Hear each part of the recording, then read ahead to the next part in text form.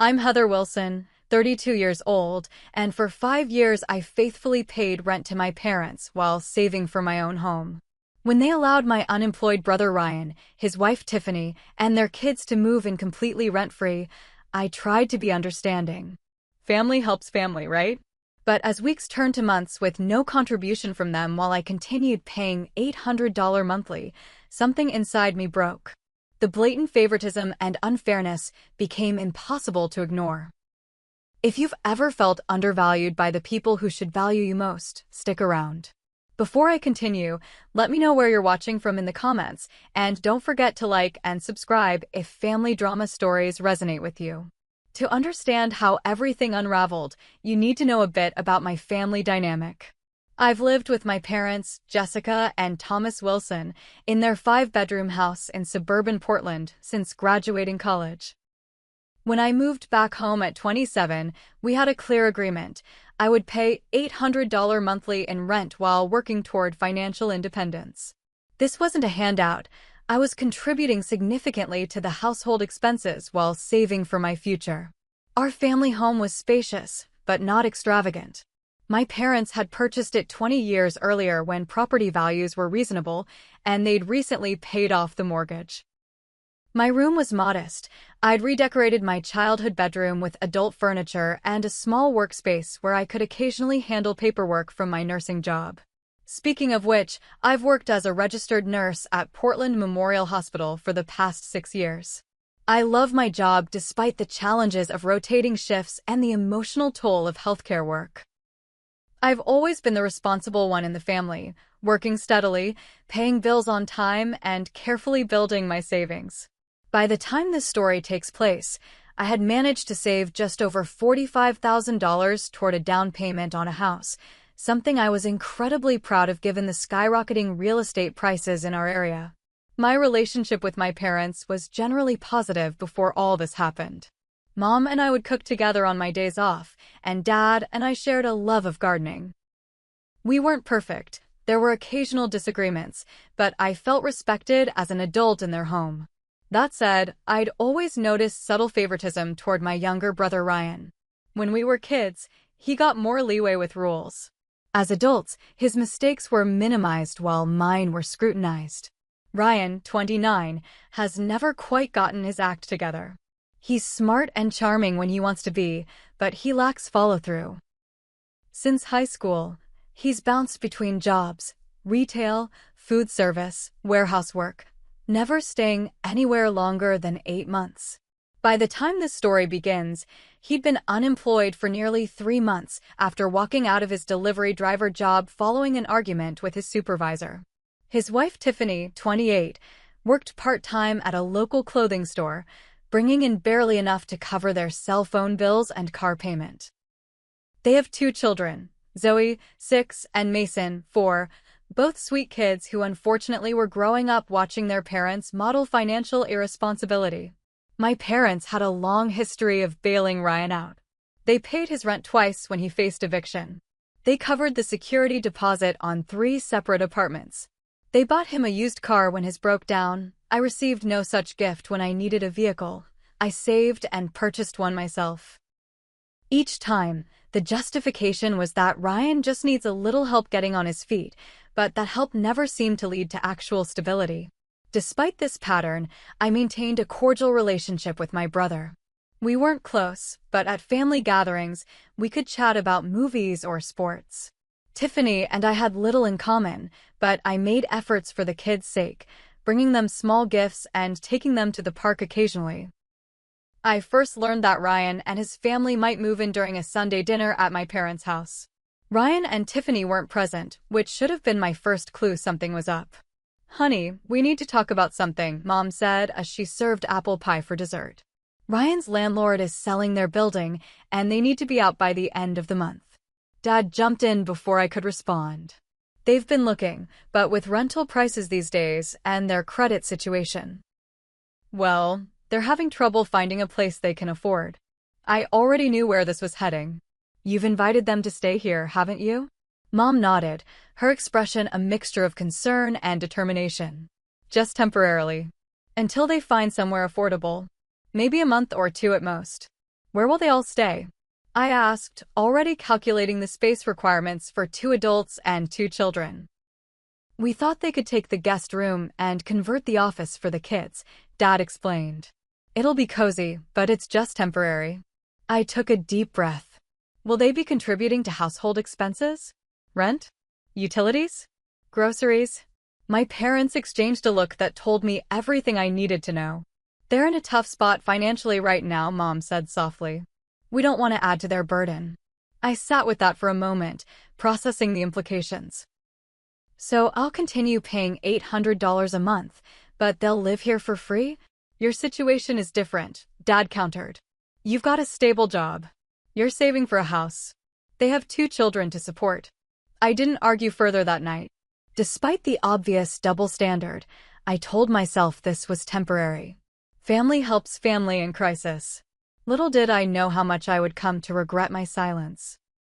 Ryan, Tiffany, and the kids moved in exactly 3 months ago, on a rainy Saturday that seemed fitting for the storm that was about to hit our family dynamics. I had volunteered to help, partly out of genuine desire to be supportive and partly because I wanted to ensure their belongings didn't take over the entire house. They arrived with far more possessions than I expected: furniture, toys, electronics, and countless boxes of accumulated stuff.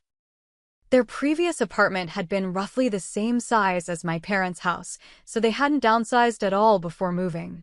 Dad and Ryan made trip after trip with the rented moving truck, while Mom, Tiffany, and I organized things inside and kept the kids occupied. Where should we put the gaming setup? Ryan asked, carrying in his elaborate computer, multiple consoles, and 55-inch TV. Mom looked flustered. I hadn't thought about that. Maybe the living room for now? I bit my tongue. The living room was the main common area where I often relaxed after long nursing shifts. Now it would become Ryan's gaming zone? By evening, their bedroom was set up. The kids were installed in the converted office with bunk beds, and various possessions were scattered throughout the house. I retreated to my room, feeling the first twinges of territorial anxiety. Our previously spacious home suddenly felt cramped and chaotic. That first week, I made genuine efforts to be welcoming. I bought a welcome basket with snacks the kids liked, helped Zoe with her kindergarten homework, and even offered to take Mason to the park to give Tiffany time to organize their things. I adjusted my schedule to shower earlier so they could have the bathroom in the mornings. I kept my concerns to myself when the noise level in the house quadrupled overnight. During the second week, I began noticing troubling patterns. Ryan wasn't actively job hunting, but instead spent hours gaming. Tiffany would leave dirty dishes in the sink all day. The kids, though sweet, were allowed to run wild with minimal supervision. My parents seemed reluctant to establish any household rules for fear of making Ryan and Tiffany feel unwelcome. By the third week, my curiosity got the better of me. I found Mom alone in the kitchen one morning and decided to broach the subject directly. So, has Ryan discussed how he'll contribute to household expenses once they're more settled? I asked as casually as possible while helping her prepare breakfast. Mom focused intently on the pancake batter she was mixing. He's focusing on finding a job first. Then they can start thinking about contributing. But they're buying groceries, right? Or helping with utilities. I pressed. Heather, Mom said with an edge in her voice, they can barely afford diapers for Mason. They're not in a position to contribute financially right now. Mom, Mason is 4. He's not in diapers anymore. You know what I mean, she snapped. They have expenses we don't have. Children are expensive. I let the subject drop, but the conversation confirmed what I'd suspected. There was no expectation for Ryan and his family to contribute financially to the household. Meanwhile, I continued dutifully paying my $800 monthly rent. The living situation quickly became challenging. With 7 people sharing one house, privacy became a luxury. The bathroom schedule grew complicated with my varying nursing shifts. The noise level made sleeping difficult when I worked nights, despite my requests for quiet during certain hours. Ryan and Tiffany seemed oblivious to how their presence impacted others. They'd watch TV loudly late into the night. Their kids would burst into any room without knocking. They left messes throughout the common areas that others, usually Mom or me, would end up cleaning. About a month after they moved in, I finally spoke up during dinner after finding the kitchen in complete disarray for the third time that week. "Ryan, Tiffany, I understand you're going through a difficult time, but we need to establish some household rules about cleaning up and noise levels." Ryan rolled his eyes. "You've always been uptight, Heather. We're living here now too, you know." "That's exactly my point," I countered. "We're all living here, which means we all need to be considerate of each other." "The kids are just being kids," Tiffany interjected. "We can't expect them to be silent all the time." "I'm not asking for silence, just reasonable quiet hours when I'm sleeping between night shifts. And for people to clean up after themselves in common areas." Mom jumped in before I could continue. "Heather, they're adjusting. Let's give them some grace." Ryan's focusing on his job search, and Tiffany has her hands full with the children. Dad nodded in agreement. Family supports each other through tough times. I looked around the table and realized I was alone in my concerns. The temporary arrangement was becoming permanent, with no expectations placed on Ryan and Tiffany while I continued being the responsible one. The unfairness of it stung, but even more painful was my parents' quick dismissal of my legitimate concerns. That night, I lay awake listening to the sound of Ryan's video game and Tiffany's reality TV shows blaring through the walls, wondering how long I could tolerate being treated like a tenant while my brother's family was treated like honored guests. As weeks turned into months, our living situation deteriorated from challenging to nearly unbearable. The initial compromises I'd made temporarily had become permanent sacrifices, while Ryan and Tiffany grew increasingly comfortable with their rent-free arrangement. Common spaces in the house had been gradually claimed by Ryan's family. The living room now permanently housed his gaming setup, with controllers, games, and snack wrappers constantly littering the coffee table. The kitchen counters were perpetually covered with their appliances and food items. Even the backyard patio, where I used to enjoy morning coffee on my days off, was now cluttered with the kids' outdoor toys. My attempts to carve out personal space were consistently undermined. One evening, I came home from a 12-hour shift to find Tiffany and her friend Amanda using my room for quiet girl talk because the kids were being too loud in the rest of the house. Another time, I discovered Mason had been playing with my nursing textbooks, tearing pages and drawing in them. When I raised concerns, I was told I was being materialistic and they're just books. The financial inequity became increasingly apparent. Our household grocery bill had nearly doubled, with Ryan and Tiffany adding expensive items to the shopping list without contributing a dime. The utility bills spiked from their constant use of electronics, long showers, and tendency to leave lights on throughout the house. Meanwhile, I continued paying my full $800 rent, essentially subsidizing their lifestyle. One Tuesday evening, about 6 weeks after they'd moved in, I overheard a conversation that made my blood run cold. I was coming upstairs when I heard my parents talking in their bedroom. "We should use part of Heather's rent to help Ryan with his car payment," Mom was saying. "He had that interview across town yesterday, and they need reliable transportation." "Makes sense," Dad agreed. "She's saving plenty anyway with the below-market rent we charge." I froze in the hallway, a wave of betrayal washing over me. Not only was I the only one contributing financially to the household, but my contributions were being redirected to support my brother's financial irresponsibility. The unfairness of it was staggering. The next morning, I confronted my parents at breakfast before Ryan and Tiffany were awake.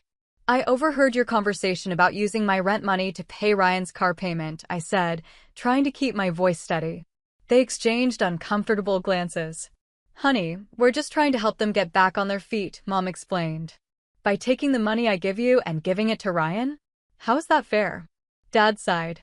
"It's not about fair, Heather. It's about family. Right now, they need more help than you do." "But I'm family too," I said, hating how small my voice sounded. "I've been paying rent for years while saving for my own place. Ryan has made one poor decision after another, and somehow I'm the one financing the consequences."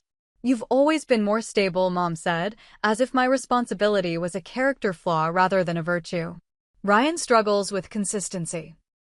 And you enable that struggle by never holding him accountable," I replied. The conversation ended in a stalemate, with my parents insisting they were just balancing resources based on need, and me feeling increasingly like an outsider in my own family. The incident that pushed me to the breaking point involved my car. I had a 3-day stretch off from the hospital and had planned a day trip to the coast with my friend Allison. The morning we were supposed to leave, I discovered my car was missing from the driveway. After a moment of panic thinking it had been stolen, I received a text from Ryan. "Borrowed your car for a quick errand. Back soon." I was furious. He hadn't asked permission, had no idea of my plans, and had simply taken my property without consideration. When he returned 3 hours later, the gas tank was nearly empty, there was a new scratch on the passenger door, and fast food wrappers littered the back seat. "What were you thinking?" I demanded. "You can't just take my car without asking." Ryan shrugged. "My car wouldn't start, and I had stuff to do. I knew you weren't working today. That doesn't make it okay to take my property without permission. And you returned it damaged and filthy with no gas." "It's just a scratch," he dismissed. "And we're family. What's the big deal about borrowing a car?" When I brought the issue to my parents, expecting them to back me up on this clear violation, I was shocked by their response. "He needed the car for a job interview," Dad explained, though Ryan hadn't mentioned any interview to me. "He should have asked first," I insisted. "Maybe you should leave a spare key in a designated spot," Mom suggested, completely missing the point. "Then he wouldn't need to wake you if you're sleeping after a night shift." It was becoming painfully clear that in my parents' eyes, Ryan's needs would always take precedence over my boundaries. The realization left me questioning my place in the family and wondering if I had ever been valued equally. That night, I called my friend Melissa, who had known our family for years, and poured out my frustrations. "Heather, this isn't normal," she said firmly. "You're being taken advantage of. You're paying rent while they live for free, your space and property aren't respected, and your concerns are dismissed. Something needs to change." Her outside perspective confirmed what I had begun to suspect. This wasn't just normal family tension.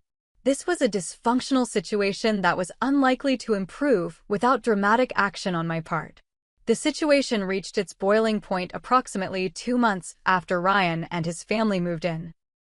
I'd been working 3 consecutive night shifts and was exhausted, looking forward to sleeping during the day and then having 2 days off to recover. I arrived home at 8 a.m., took a quick shower, and fell into bed around 9 a.m., hoping to get at least 6 hours of uninterrupted sleep. At 11 a.m., I was jolted awake by the sound of music and laughter. Disoriented, I stumbled out of my room to discover Ryan and Tiffany hosting what they called a casual lunch gathering with 4 of their friends. Kids were running through the house screaming while adults talked loudly over music in the living room. The smell of pizza and the sound of bottles clinking completed the party atmosphere. "What's going on?" I asked, still wearing my pajamas and probably looking as exhausted as I felt. "Just having a few friends over," Ryan said casually. "Go back to sleep if you're tired." "How am I supposed to sleep through this?" I gestured at the chaos around us. Tiffany rolled her eyes. "The world doesn't stop because you work nights, Heather." That was it. Something inside me snapped.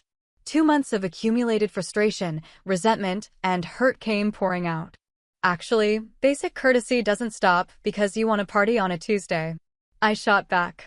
"I've accommodated your family moving in, taking over common spaces, leaving messes everywhere, and contributing absolutely nothing financially. The least you could do is respect that I need to sleep after working 12 hours saving lives." The room fell silent. Even the kids sensed the tension and stopped running. Ryan stood up, his expression darkening. "Not everyone has it as easy as you, Heather. Some of us have real responsibilities." "Easy?" I nearly laughed. "I work 50-hour weeks while paying rent. You live here completely free, have no job, and can't even respect basic boundaries." My parents appeared in the doorway, drawn by the commotion. "What's all this shouting?" Dad demanded. "Heather's having a meltdown because we have friends over," Ryan said dismissively. "I'm having a meltdown because I can't sleep after my night shift due to the party they're throwing in our living room," I corrected, turning to my parents. And I'd like to know why I'm still paying $800 a month in rent while Ryan and his family live here completely free and treat the place like they own it. Mom's expression hardened. Heather, that's enough. Ryan has a family to support. You only have yourself to worry about. Her words hit me like a physical blow. In my parents' eyes, my life, my career, my goals, and my needs were less important because I wasn't married with children. So, because I'm single, my contributions don't matter? My need for sleep doesn't matter? My financial goals don't matter. I looked around at their faces, searching for any sign of understanding. No one's saying that, Dad said weakly. Actually, that's exactly what you're saying, I countered. You expect Ryan to live here indefinitely without contributing, while I continue paying rent and having no say in household decisions. Mom crossed her arms. We were actually thinking, since you're doing so well financially, maybe you could increase your contribution to help with the higher utility and grocery costs. I stared at her in disbelief. Not only were they not expecting Ryan to start contributing, but they wanted me to pay more to support his family. Are you serious right now? I asked quietly. It would only be fair, Dad added. The expenses have gone up considerably. I looked around the room. At Ryan's smug expression, Tiffany's indifference, my parents' expectant faces, and the uncomfortable friends who were witnessing this family meltdown. In that moment, I realized the situation would never improve. The pattern was too entrenched, the favoritism too established. I need some air, I said, turning on my heel and heading back to my room. I closed my door, hands shaking with emotion, and collapsed onto my bed. For the first time in years, I cried out of pure frustration and hurt. The people who should have loved me equally, who should have recognized my contributions and respected my boundaries, had made it abundantly clear where I stood in the family hierarchy. That afternoon, I called in sick for my shift, something I almost never did, and went to my friend Melissa's apartment. Over cups of tea at her kitchen table, I poured out everything that had happened. I feel like I'm going crazy, I admitted. Am I being selfish for wanting equal treatment? Melissa shook her head firmly. Heather, this isn't about you being selfish. This is about your family taking advantage of your responsibility while enabling Ryan's irresponsibility. It's not healthy for anyone, not for you, not for your parents, and not even for Ryan in the long run. What should I do? I asked, feeling utterly lost. What would you tell a patient who described this situation to you? She asked. I thought about it. I'd tell them they deserve to be treated with respect and that it's okay to set boundaries, even with family. Exactly, Melissa nodded. And sometimes setting boundaries means making tough choices about where and how you live. As I drove back to my parents' house that evening, I knew I had reached a decision point. I could continue enabling this unhealthy dynamic, sacrificing my own well-being and financial future, or I could take control of my situation and demonstrate through actions, not just words, that I deserved better treatment. The party had disbanded by the time I returned, but the house still bore its traces: empty pizza boxes, beer bottles, and toys scattered everywhere. Instead of cleaning up as I normally would have, I walked past the mess to my room and closed the door. That night, I began researching apartment listings on my laptop with a new sense of purpose and determination. The day after the party incident, I called in sick to work again and spent the morning researching apartments while the house was empty. My parents were at work, Ryan was supposedly at a job interview, though I had my doubts, and Tiffany had taken the kids to her mother's house. The solitude gave me space to think clearly and make plans without emotional interruptions. I approached my apartment search methodically, the way I would a nursing care plan. First, I identified my budget, calculating what I could afford while still maintaining my savings goal. Since I had been paying $800 in rent already, I knew I could manage something in the $1,000 to $1,200 range without significantly impacting my finances. In fact, when I factored in the money I'd save by not subsidizing Ryan's family's groceries and utilities, I might even come out ahead. Next, I prioritized locations closer to the hospital to reduce my commute time and gas expenses. After a few hours of searching online, I had a short list of 5 promising apartments. I made appointments to view them all that afternoon, taking advantage of my rare weekday off. The third apartment I visited immediately felt right. It was a one-bedroom unit in a small, well-maintained building just 10 minutes from the hospital. The $1,050 monthly rent included water and trash service, and the apartment featured a small balcony overlooking a community garden. Most importantly, it was available immediately, with a security deposit equal to 1 month's rent. "I'll take it," I told the property manager, Diane, after the tour. "How soon can I move in?" She seemed surprised by my decisiveness.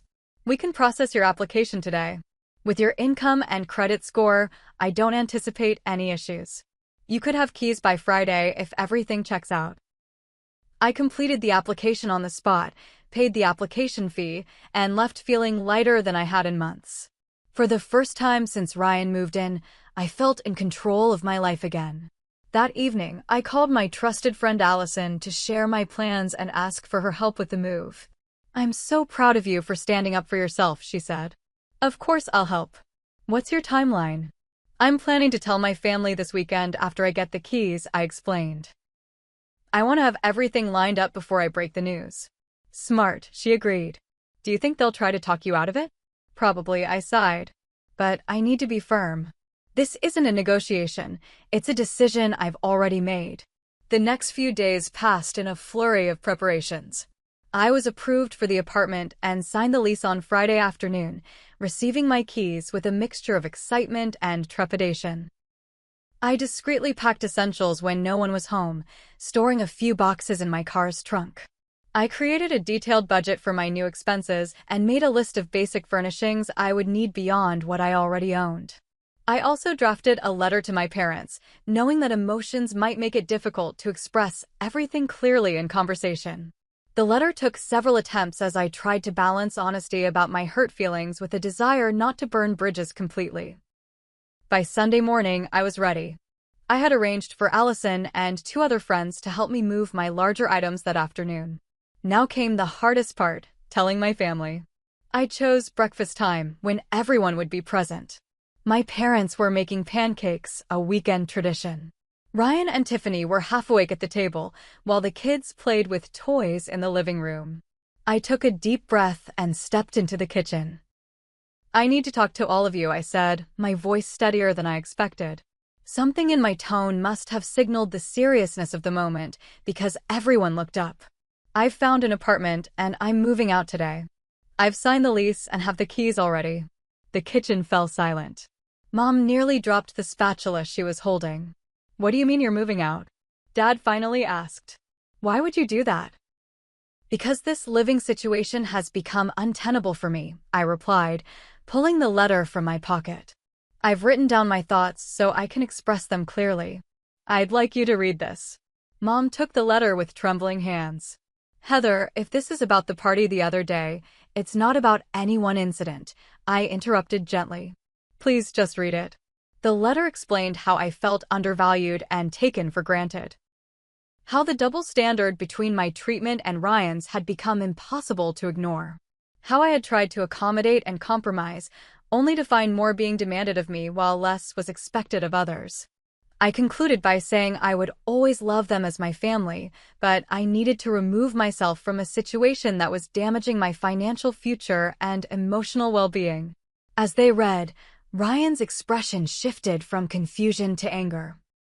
"So you're just abandoning the family because you can't handle sharing space? Real mature, Heather." "I'm not abandoning anyone," I replied calmly. "I'm making a healthy choice for myself after months of trying to make this work.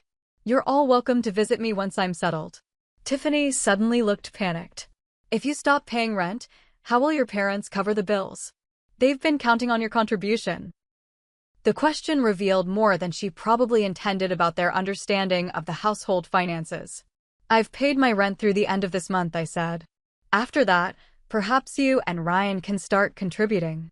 Mom's eyes filled with tears. "Honey, we can work this out. If you need more privacy or space, this isn't about space," I said firmly. "It's about respect and fairness. I've made my decision. My friends will be here at noon to help me move my furniture." Dad's face had turned an alarming shade of red. "You can't just spring this on us. We're your family. I've been expressing my concerns for months, I reminded him. They've been consistently dismissed or minimized. What followed was a chaotic mixture of emotions. Dad shouted about ingratitude. Mom cried and pleaded. Ryan alternated between anger and attempts to make me feel guilty about abandoning his children who looked up to their aunt. Tiffany mainly seemed concerned about the financial implications for their living situation. Through it all, I remained calm but firm. Years of handling medical emergencies had taught me to maintain composure in emotional situations. When my friends arrived to help with the move, my family was still in various states of distress. The actual moving process took only a few hours. I had relatively little furniture, my bedroom set, a small desk, some bookshelves, and personal items. As Allison and I carried out the last box, Mom made one final plea. Please don't do this. We can make changes, set up some house rules. I hugged her, genuinely sad about the rift, but confident in my decision. I love you, Mom, but I need to do this for myself. We can talk in a few days when everyone's calmer. As I drove away, following the friends who had helped me move, I felt a complex mixture of emotions. Sadness about the family conflict, anxiety about living alone for the first time, but predominantly, an overwhelming sense of relief and liberation. For the first time in months, I was taking control of my own story rather than being a supporting character in my brother's drama. That night in my new apartment, surrounded by boxes and basic furniture, I turned off my phone after the 20th text message from my family members. They ranged from angry accusations to tearful pleas to guilt-inducing updates about how upset the children were. I needed space to process my own feelings without being pulled back into the family dynamic. As I made up my bed with fresh sheets and looked around at my new, peaceful space, I felt something I hadn't experienced in months: hope. Hope that this decision, though painful in the short term, would lead to healthier relationships and greater respect in the long run. The first few weeks in my new apartment were a study in contrasts. On one hand, I experienced a profound sense of peace and freedom. No more tiptoeing around Ryan's family, no more cleaning up others' messes, no more feeling like an unwelcome tenant in a home where I paid rent. I could come and go as I pleased, eat when I wanted, watch what I wanted on TV, and sleep without disruptions when I worked night shifts. On the other hand, the family fallout was intense and painful. My parents called and texted constantly, cycling through anger, guilt-tripping, and tearful pleas for me to come to my senses. Ryan sent scathing messages accusing me of selfishness and abandonment. Only Tiffany remained relatively quiet, though she did send a few texts lamenting how much the children missed me. I maintained minimal contact at first, needing space to establish my new routine and process my feelings. I responded to messages with brief, but kind notes, assuring everyone I was safe and well but needed time. This boundary setting only intensified their efforts to pull me back into the fold. About 10 days after I moved out, Mom showed up unannounced at my apartment. I was fortunately home between shifts and answered the door to find her standing there with a casserole dish and tears in her eyes. "I brought your favorite lasagna," she said. "Can I come in?" I hesitated but ultimately stepped aside to let her enter. She took in my small but neatly arranged apartment with visible surprise. "It's cozy," she offered, setting the lasagna on my kitchen counter. "It's perfect for me," I replied. "Thank you for the food." We sat at my small dining table, the tension palpable between us. "Your father and I don't understand why you needed to leave so suddenly," she finally said. "If you were unhappy, we could have worked something out." "Mom," I tried to express my concerns for months. Every time, they were dismissed or minimized. "We never dismissed your feelings," she protested. "When I asked why I was paying rent while Ryan contributed nothing, you told me it was because he has a family to support and I only have myself," I reminded her. "When I asked for quiet during my sleep hours after night shifts, I was told the world doesn't stop because of my schedule. When Ryan took my car without permission and returned it damaged, you defended him." She looked down at her hands. "We were just trying to help him get back on his feet." At my expense, I added softly. "And that's why I had to leave." The dynamic wasn't going to change as long as I stayed. Things are hard at home now, she admitted after a pause. Your father is stressed about finances. I felt a twinge of guilt, but pushed it away. Has Ryan started contributing anything? She shook her head. He's still looking for the right job opportunity. Something that pays what he's worth. The familiar pattern was continuing, just as I'd suspected it would. My absence hadn't prompted any real change in expectations for Ryan. And what about you, Mom? Do you think it's fair that I was expected to pay rent while Ryan lives there free? She shifted uncomfortably. It's not about fair, Heather. It's about family helping family based on ability and need. But that's just it. You never considered my needs. My need for sleep, privacy, respect, and equal treatment was always secondary to Ryan's needs. We talked for nearly 2 hours, going in circles around the same issues. While Mom seemed to hear me more than she had before, there was still a fundamental disconnect in our perspectives. She left with a tearful hug and a promise to work on your father regarding the situation. 2 days later, to my surprise, Dad showed up at my door. Unlike Mom's emotional visit, he seemed subdued and uncomfortable. Your apartment building has good security, he commented as I let him in. I had to be buzzed up. That's one of the reasons I chose it, I replied, offering him coffee, which he accepted. We made awkward small talk about my job and the weather before he finally addressed the elephant in the room. Your mother thinks I owe you an apology, he said, staring into his coffee cup. She says we took advantage of your responsibility. I waited, saying nothing. He sighed heavily. Maybe she's right. We did come to rely on your rent money, and we did hold you to a different standard than Ryan. It wasn't exactly a heartfelt apology, but it was more acknowledgement than I'd expected. Ryan still hasn't found work, he continued. Says the job market is tough right now. The hospital where I work has 6 open positions in environmental services, I noted. Entry-level, benefits after 90 days, $17 an hour to start. Dad looked surprised. That's good money. I mentioned it to Ryan 2 months ago. He said janitorial work was beneath him. Dad had the grace to look embarrassed. He's always had big dreams. Dreams don't pay bills, Dad. And they don't justify expecting others to carry your financial burden. We talked more openly than we had in years. While we didn't resolve everything, I felt he was finally hearing me. Before leaving, he asked if I would consider coming for dinner the following Sunday. Just to visit, he clarified. Not to move back or anything. I agreed, setting clear boundaries. I'll come for dinner, but if anyone starts criticizing my decisions or trying to guilt me, I'll leave immediately. The Sunday dinner was tense but civil. Ryan was coldly polite, Tiffany seemed nervous, and the kids were genuinely happy to see me. My parents made visible efforts to respect my boundaries, though I caught them exchanging worried glances when financial topics came up. Over the next few weeks, a new pattern emerged. I visited my family once a week for dinner, maintained regular phone contact with my parents, and gradually rebuilt trust. Ryan eventually stopped sending angry texts, though our relationship remained distant and strained. Meanwhile, my own life flourished in unexpected ways.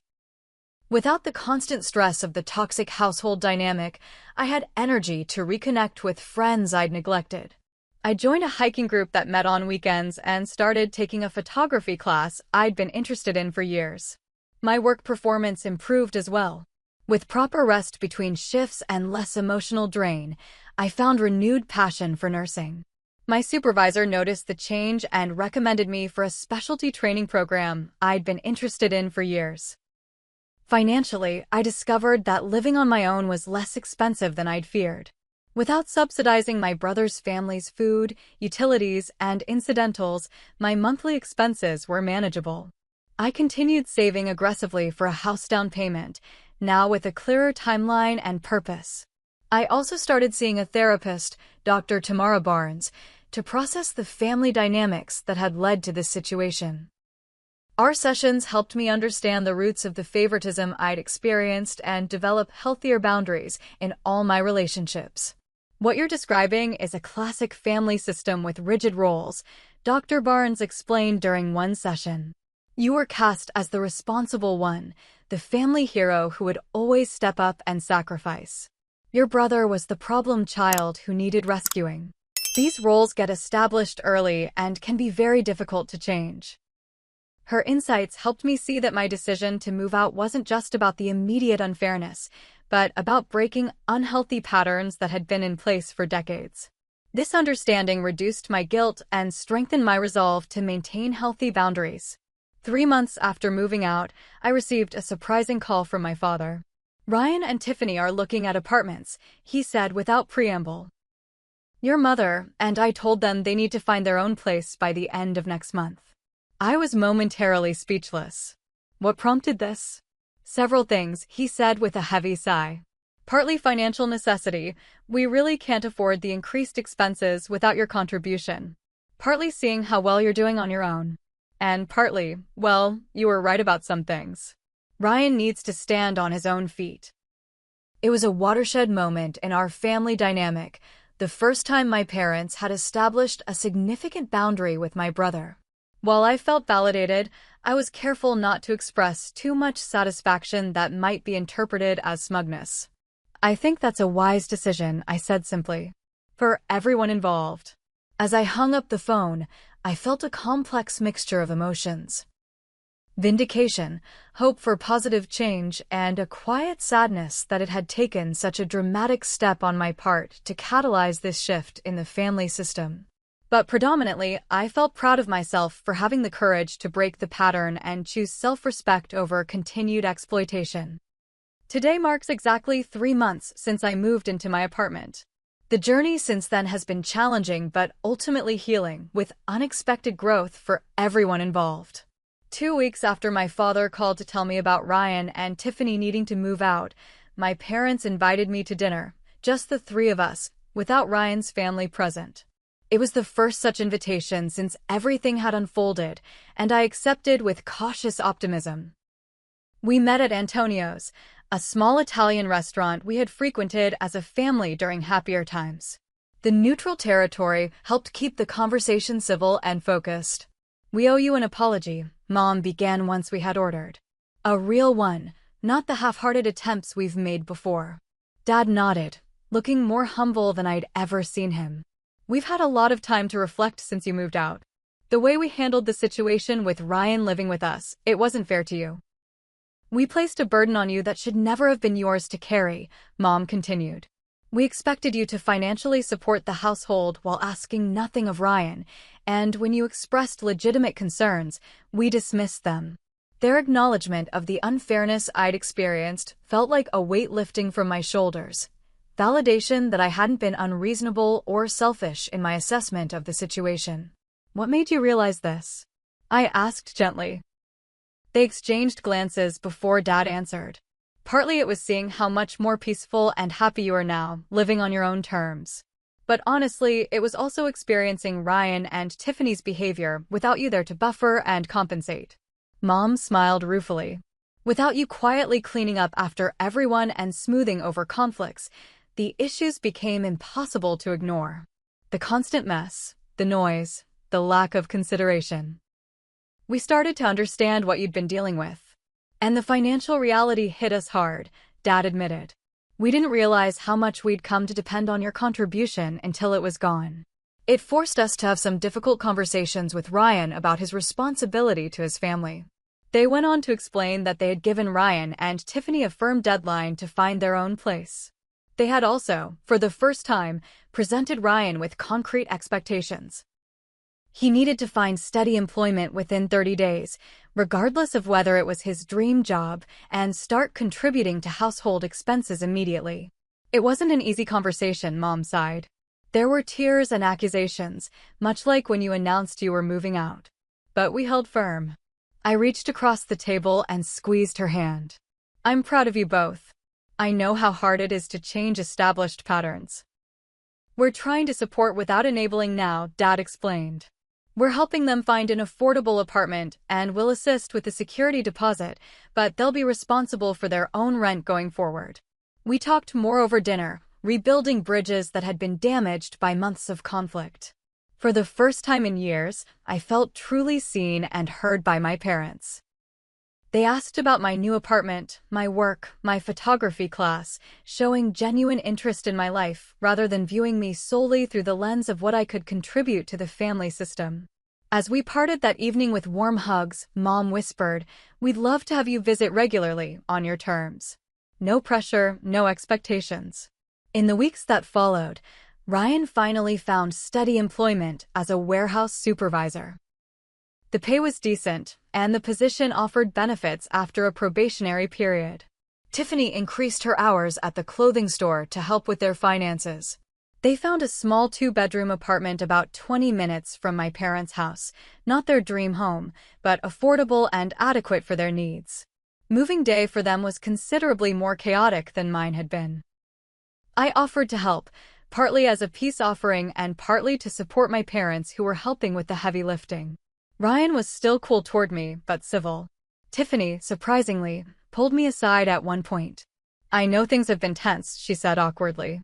"But I want you to know that, well, you were right about some things. We did take advantage of the situation. I'm sorry for my part in that." Her unexpected apology touched me. "Thank you for saying that. I hope things work out well in your new place. The kids miss you," she added. "Maybe you could visit sometime?" I smiled. "I'd like that. Maybe we could take them to the park next weekend." With Ryan and his family in their own apartment, my relationship with my parents entered a new, healthier phase. I visited regularly for Sunday dinners and occasional weeknight meals. We established new traditions, like a monthly movie night and helping Dad with his garden project. The difference was that these interactions were now based on mutual respect rather than obligation and exploitation. My own life continued to flourish. The specialty training program at work led to a promotion and modest raise. My savings grew steadily, and by late summer, I was ready to begin house hunting in earnest. The real estate market was challenging, but with my solid credit history and substantial down payment, I was in a strong position. After viewing nearly 20 properties, I found a charming 2-bedroom bungalow in a quiet neighborhood midway between the hospital and my parents' home. It needed some cosmetic updates, but was structurally sound and priced within my budget. My offer was accepted, and 60 days later, I became a homeowner. The sense of achievement was overwhelming. This milestone, reached through years of discipline and hard work, represented not just financial independence, but a profound personal victory. My housewarming party brought together the various parts of my life: colleagues from the hospital, friends from my hiking group and photography class, and yes, my family, parents, Ryan, Tiffany, and the kids. Ryan was more relaxed in this context, perhaps because my new home represented a clean slate rather than a reminder of our past conflicts. As Mom helped me arrange food in the kitchen, she said quietly, "I hope you know how proud we are of you. Not just for this beautiful home, but for having the courage to stand up for yourself." It forced all of us to grow. The journey hasn't been without its challenges. Family dynamics established over decades don't change overnight, and there have been moments of backsliding into old patterns. But the fundamental shift has held. My parents now treat me with the same respect they afford Ryan, and expectations are more equitably distributed. Ryan and I have reached a cautious truce. We may never be as close as some siblings, but we can share family gatherings without tension and have even had a few one-on-one conversations that felt genuinely connected. He's doing better, holding steady at his job and taking more responsibility for his family's well-being. As for me, I've learned invaluable lessons through this experience. I've learned that standing up for myself isn't selfish but necessary. I've learned that love doesn't mean allowing yourself to be exploited. I've learned that sometimes the most painful decisions lead to the most profound growth. Most importantly, I've learned that family relationships, like all relationships, must be based on mutual respect to be healthy. When that respect is missing, no amount of compromise or accommodation can create genuine connection. Looking back on the journey from that painful breaking point to today, I'm grateful for the growth it prompted in all of us. The path wasn't easy, but it led to something better than what came before: more authentic relationships, healthier boundaries, and a family system that, while imperfect, at least attempts to value all its members equally. If you're in a similar situation, feeling undervalued or taken advantage of by family members, I hope my story gives you courage. What boundaries do you need to establish in your own relationships? Have you ever had to take a difficult stand for your own well-being? Share your experiences in the comments below. Your story might help someone else find their voice. Don't forget to like this video if it resonated with you, subscribe for more real-life stories, and hit that notification bell to stay updated. Thank you for listening to my journey, and remember, choosing self-respect isn't selfish. It's essential for your well-being and can ultimately lead to healthier relationships for everyone involved.